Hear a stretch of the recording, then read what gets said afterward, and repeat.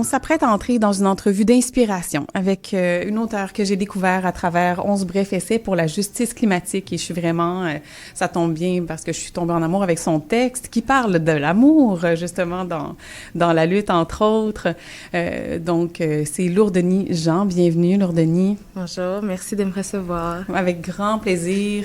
Donc, pour faire un petit topo, Lourdeny, tu es une féministe intersectionnelle, conférencière et artiste. Tu te perfectionnes dans les thématiques qui touchent à la justice sociale, la sociologie et l'anti-oppression. Autrice, artiste visuelle, comédienne, chanteuse à tes heures également, qui a de talent. Merci. Tu utilises l'art comme principal, et je reprends tes mots, outil émancipateur dans ton quotidien. J'aime beaucoup ces termes. Tu te passionnes pour les sciences humaines, notamment la sociologie, la psychologie et l'anthropologie. Et tu t'es forgé une expertise en travaillant au sein d'organismes communautaires, en plus d'avoir fondé la plateforme L'Environnement, c'est intersectionnel en 2019, et de compter plusieurs publications de tes textes également. Donc, félicitations pour ce parcours déjà. Merci beaucoup.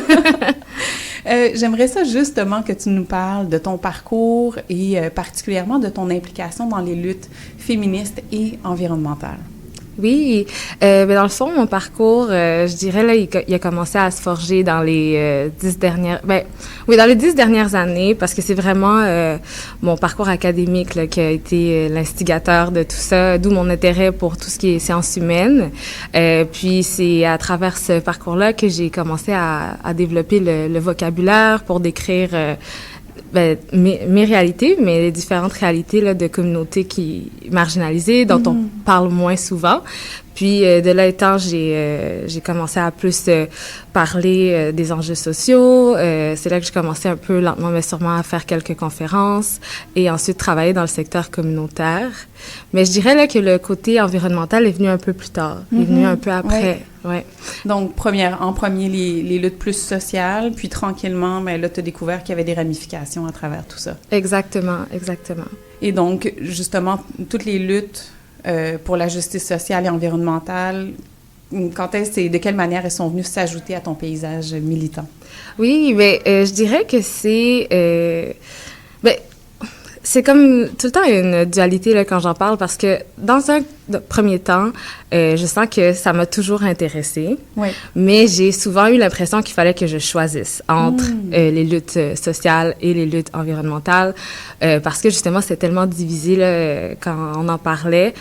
Donc, rapidement, j'ai comme mis ça de côté, mais quand j'ai vraiment fait le lien entre tout ça, j'ai l'impression qu'il y avait comme un engouement pour en parler d'environnement un peu plus du moins dans le discours québécois autour de 2018 environ. Puis c'est là que je commençais à avoir des idées de projets plus qui réuniraient plus justement ces enjeux-là. Et là, c'est là qu'est née la plateforme L'Environnement, c'est intersectionnel. Mon petit bébé que j'ai fondé en 2019.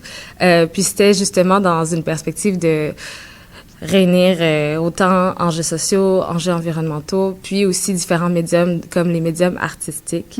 Donc, comment ça a commencé, c'est parce que j'ai reçu déjà un mini shout-out, là, une micro-subvention de la Fondation Filles d'Action pour réaliser un projet. Puis, j'ai réalisé une exposition à partir de matières récupérées, parce que j'ai invité des artistes là, pour la faire. Puis, c'était en même temps une place où est-ce que j'ai invité d'autres activistes à parler de ces liens-là.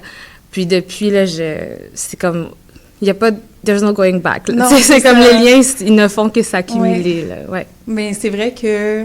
On dirait que c'est une notion plus récente, corrige-moi si je me trompe, l'intersectionnalité entre les luttes. On dirait qu'on commence à en parler depuis quelques années, mais qu'avant ça, c'était effectivement des chemins complètement distincts. C'était séparé. Les liens n'étaient pas créés naturellement là, entre toutes ces luttes environnementales et sociales, alors que tout a un impact sur tout. Oui, bien c'est sûr que l'intersectionnalité, plutôt, c'est un concept qui a été qui apparaît là, dans le discours académique en 1989, mais moi, j'aime toujours dire là, que c'est vraiment un pilier des luttes afroféministes depuis jusqu'à la première vague et tout.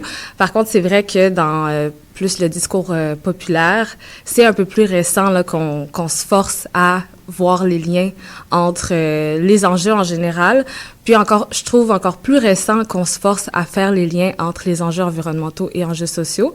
Puis moi, j'identifie souvent comme cause que, parce que dans le discours populaire environnemental, on va souvent placer l'humain comme l'ennemi de la nature. Oui. Donc, c'est l'humain le problème, c'est l'humain qui pollue.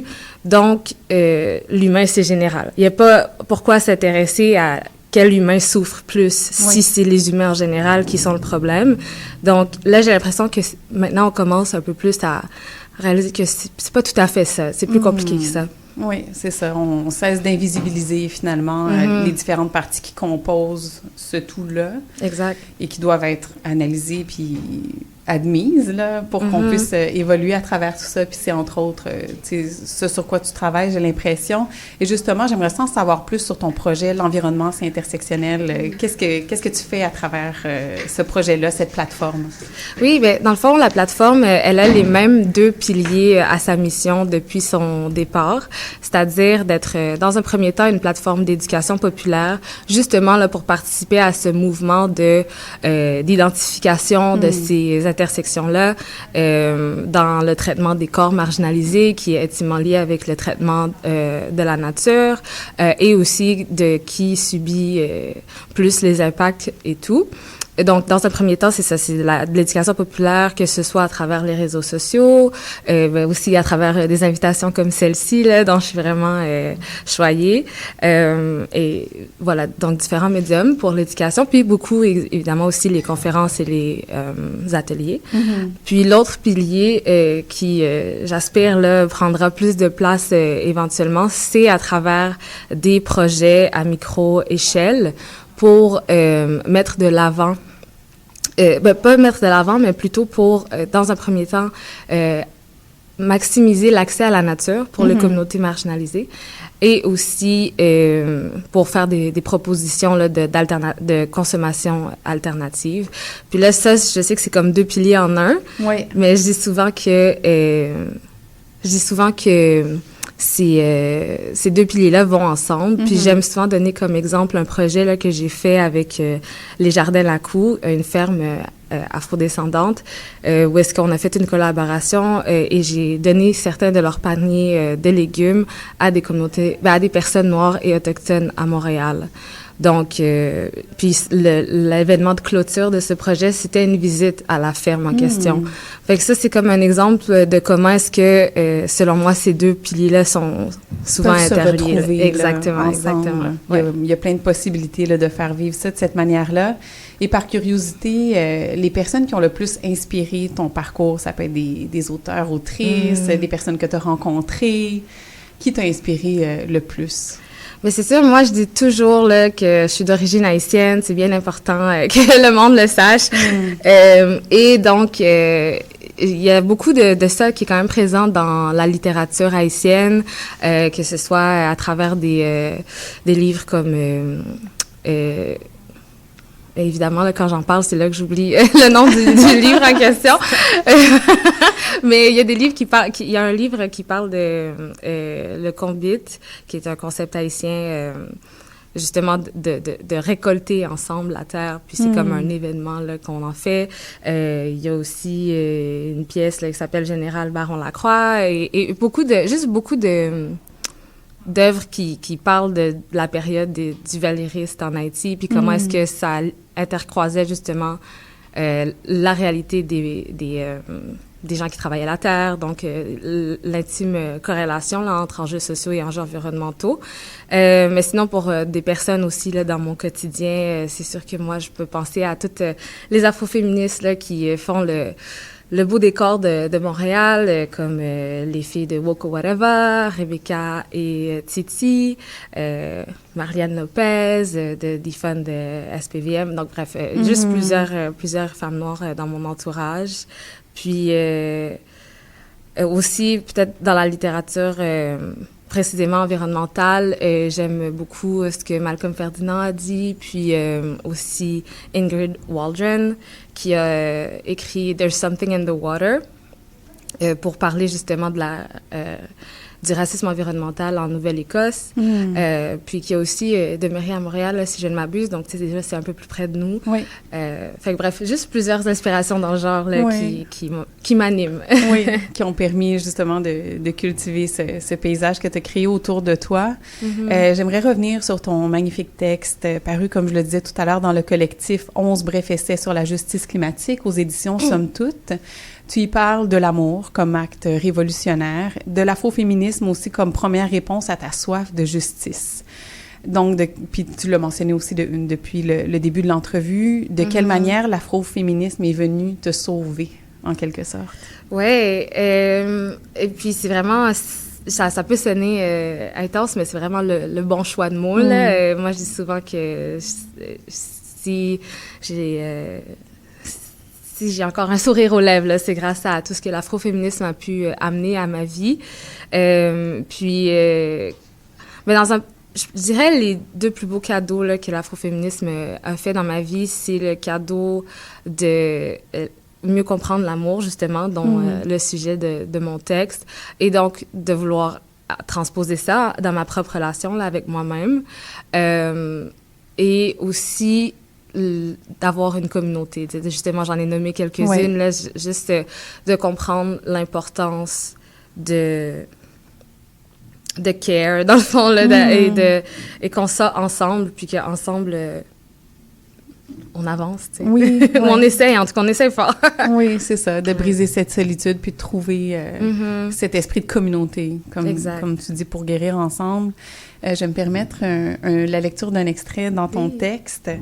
Donc, l'amalgame entre amour et faiblesse, c'est une mécompréhension dangereuse, car l'amour, dans son essence, est radical et demeure l'acte le plus révolutionnaire qui soit. Il y a beaucoup de petits bijoux comme ça dans ton texte.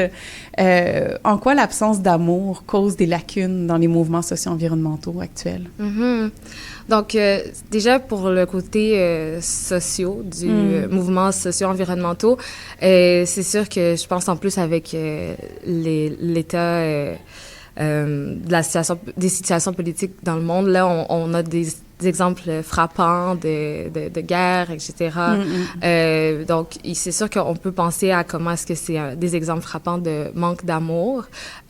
Puis, précisément, dans le mouvement environnemental, je transpose ça justement pour faire un lien avec ce que je disais plus tôt, à comment est-ce que ce dédain de l'humain, c'est une forme de manque d'amour envers soi-même, puis de manque d'amour aussi envers des gens qu'on a pu blesser historiquement. Donc,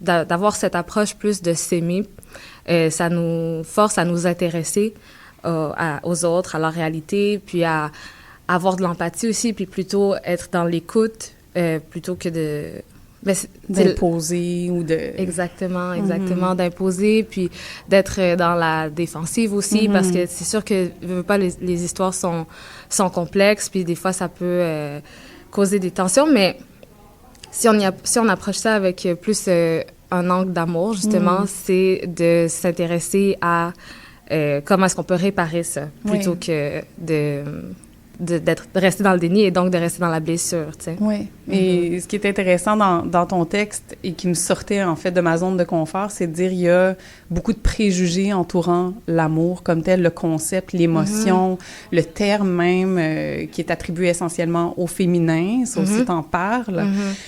Donc, c'est comme si c'était tout un aspect ou un pan qu'on n'accepterait pas dans tel ou tel contexte, où c'est pas nécessaire ici. Pourquoi on parle d'amour, là? Ça, c'est de l'émotion, on n'a pas besoin de ça. Fait que ça m'a vraiment sorti de ma zone de confort, parce que j'étais comme, Caroline, c'est vrai. Puis c'est ça, dans le texte, justement, je fais une comparaison avec comment, même dans les mouvements là, plus dits radicaux, on va retrouver cette espèce de déni de l'amour, puis à l'opposé, on accueille la rage, on accueille la colère. Puis selon moi, ça doit coexister parce que ça coexiste. Moi, j'ai beaucoup de colère et j'ai beaucoup d'amour. Donc, et si on laisse pas de place aux deux, ben c'est là que ça peut causer des problèmes. Puis justement, tu sais, comment est-ce que c'est une question féministe? Juste comment, je t'entendais résumer là, comme le fait que pourquoi on parle d'amour, c'est juste des émotions. C'est difficile de pas entendre comment on parle des femmes quand vient le temps de parler d'enjeux. Tu sais, comme moi, qu'on va toujours dire, par exemple, les femmes en politique, ça n'a pas d'affaire là parce qu'elles sont trop émotionnelles. Non. Donc, dans ce sens, parler d'amour, c'est définitivement une question féministe et politique parce que pourquoi même d'emblée, c'est pas perçu comme un sujet pertinent, alors que ça l'est, tu sais. Oui, puis tu le démontres bien justement dans ce que tu écris. Et autre extrait de ton texte, il y a une valeur inestimable au fait que cette insistance sur la nécessité de l'amour pour faire tourner le monde vienne d'un des groupes qui en reçoit le moins. Donc, tu parles aussi des groupes marginalisés qui ont un manque d'amour de manière globale et multiple. Donc, il y a aussi la compréhension du rôle des valeurs et de la hiérarchisation, qui est essentielle dans la démarche que tu proposes. Peux-tu nous expliquer ta vision du principe de hiérarchisation et de ses impacts? La hiérarchisation des émotions, par exemple, ou des valeurs qui n'ont pas toutes la même place. Non, c'est ça. Ils n'ont pas le même ordre. Non, exact. Ben, c'est ça. Selon moi, c'est... comme j'ai dit, là, c'est une question de... en fait, c'est pas juste mes idées à moi, là. C'est Karen J. Warren que je cite dans le livre, là, qui propose ça, une écoféministe d'ailleurs, qui parle de comment est-ce que même l'environnement aussi, ça fait partie de ces valeurs-là qui sont hiérarchisées. Puis, il y a plusieurs études qui réalisent que les femmes vont avoir tendance à plus s'intéresser à l'environnement que des hommes, par exemple. Donc, tu sais, ça parle d'à quel point, là, la hiérarchisation est faite, même dans comment on organise la société. Récemment, je donnais un atelier à un projet du programme EduConnexion.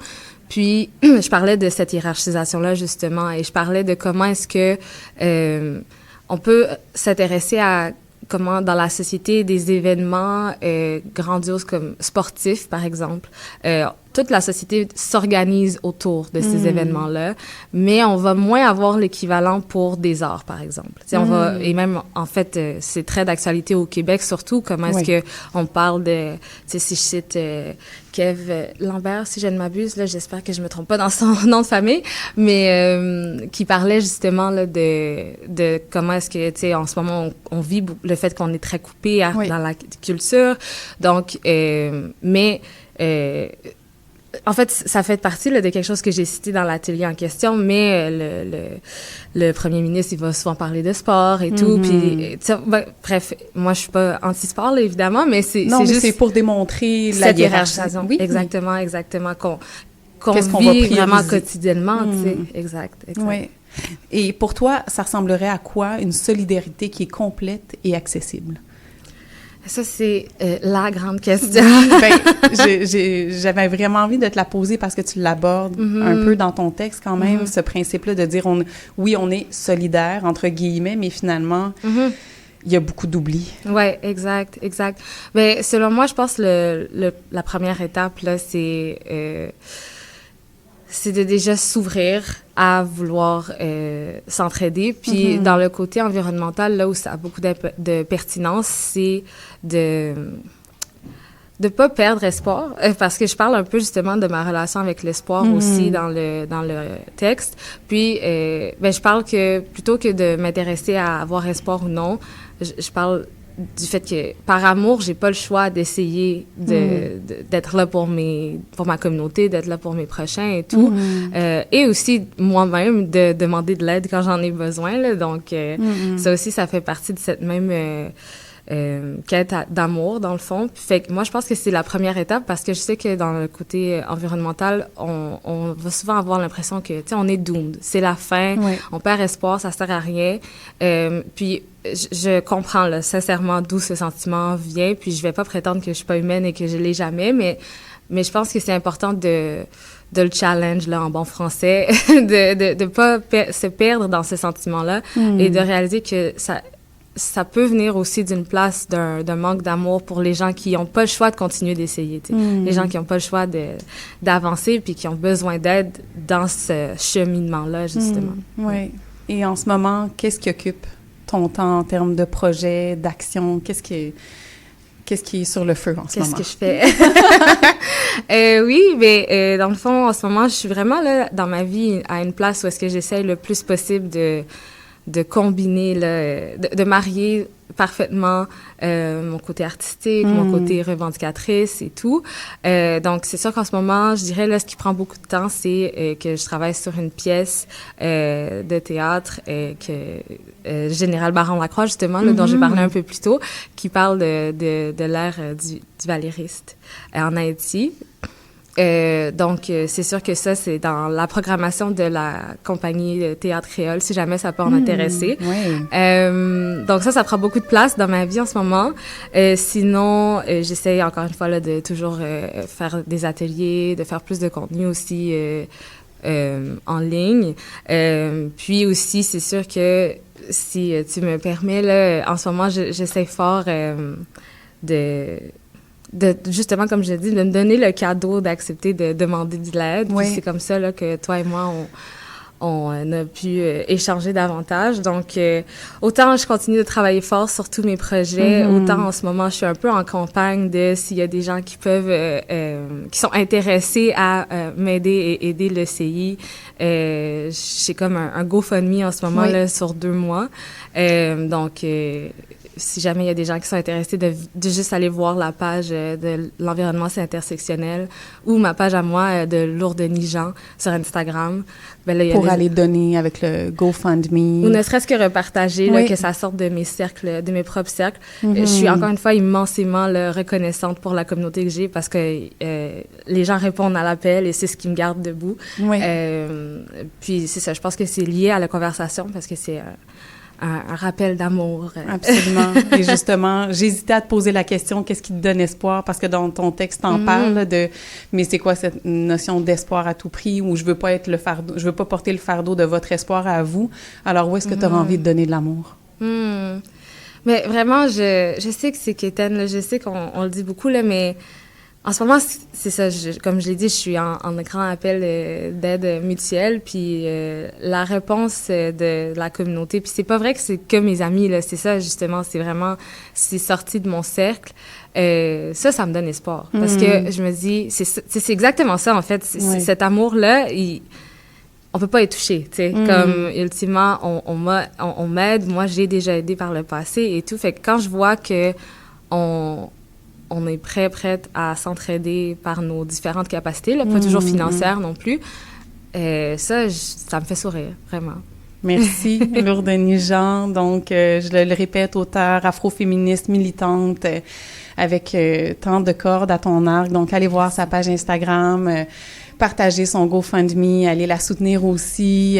Puis, j'espère pouvoir lire d'autres de tes textes très bientôt. Et au grand plaisir de reparler avec toi, Lourdeni. Merci beaucoup. Bonne journée à toi.